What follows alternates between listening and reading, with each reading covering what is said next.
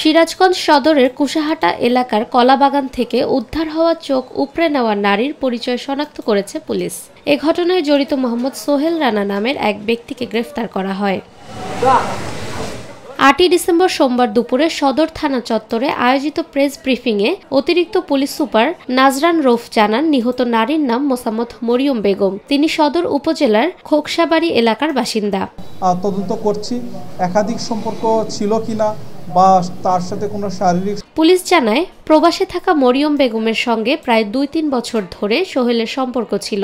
বিয়ের বিষয়ে চাপ প্রয়োগকে কেন্দ্র করে তাদের মধ্যে বিরোধ তৈরি হয়। ধারণা করা হচ্ছে মরিয়ম অন্য একটি সম্পর্ক করলে সোহেলের মধ্যে ক্ষোভ বাড়ে।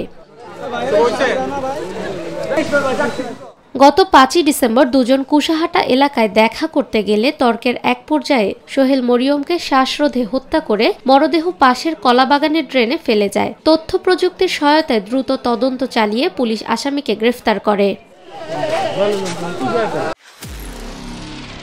নিরপেক্ষ, সত্য প্রকাশে আপোষহীন।